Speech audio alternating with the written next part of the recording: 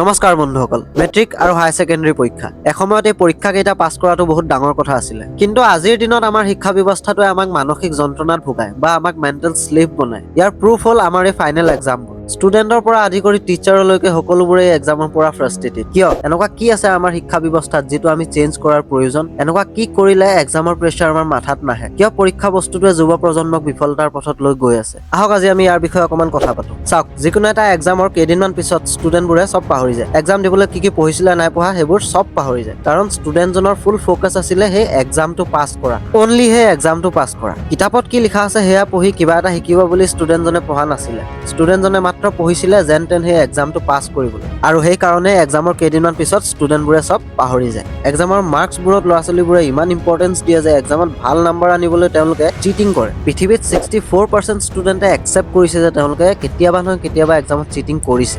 আপুনিয়ে ভাবক, চিটিং কৰি অনা মাৰ্কশ্বিটখননো কিমান জেনুইন? এক্সামত চিটিং কৰাটো সম্ভৱ, কিন্তু নিজৰ লাইফটোৰ লগত কেনেকৈ চিটিং কৰিব?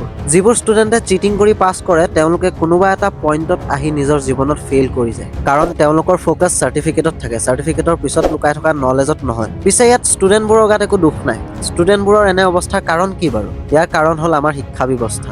আমাৰ শিক্ষা ব্যৱস্থাটো চেঞ্জ নহয়হে নহয়। যেতিয়া শিক্ষা ব্যৱস্থাটো সলনি হোৱাৰ কথা শুনা যায় তেতিয়া কি সলনি হয় জানেনে? কুৱেশ্যন পেপাৰৰ পেটাৰ্ণ সলনি হৈ যায়। শুনিছে চাগে আপোনালোকে, আগতে 1 মাৰ্কৰ যদি 10টা কুৱেশ্যন আহিছিলে এতিয়া 1 মাৰ্কৰ 50টা কুৱেশ্যন আহে। নহ'লে আৰু কি চেঞ্জ হয় জানেনে? ছাডেনলি ক্লাছ 6ৰ কিতাপবোৰ ইংলিছ মিডিয়ামৰ হৈ যায়। অসমীয়া ছাবজেক্টটো বাদ দি যিমানকেইটা ছাবজেক্ট থাকে গোটেইকেইটা ইংলিছ হৈ যায়। এতিয়া আপুনিয়ে কওকচোন, যিটো ল'ৰা বা ছোৱালীজনীয়ে ক্লাছ 5লৈকে আছামিছ মিডিয়ামৰ কিতাপবোৰ পঢ়ি আহিলে, এতিয়া সি ছাডেনলি তাক যদি ক্লাছ 6ৰ পৰা ইংলিছৰ কিতাপবোৰ হাতত তুলি দিয়া হয় সি কেনেকৈ পঢ়িব? শিক্ষা ব্যৱস্থাত এনেধৰণৰ চেঞ্জ আহিলেতো ল'ৰা ছোৱালীয়ে অবভিয়াছলি নকল কৰিব। আচলতে শিক্ষা ব্যৱস্থাত সলনি হ'ব লাগে পঢ়োৱাৰ পদ্ধতিটো। কাৰণ প্ৰত্যেকটো ষ্টুডেণ্ট একে ধৰণৰ নহয়, চব ষ্টুডেণ্ট বেলেগ বেলেগ। কিছুমান ষ্টুডেণ্টে এক্সপিৰিয়েঞ্চ কৰি শিকে, কিছুমান ষ্টুডেণ্টে আনক দেখি শিকে, কিছুমানটো এনেকুৱা ষ্টুডেণ্ট আছে যিবোৰে মিউজিক লগাই পঢ়ে। এতিয়া ভাবক, আমাৰ শিক্ষা ব্যৱস্থাটোৱে এইবোৰ ষ্টুডেণ্টক একে সমানে অপৰচুনিটি দিব পাৰিবনে? নে মাত্ৰ মুখস্থ কৰিব পৰাবোৰকহে দিব পাৰিব?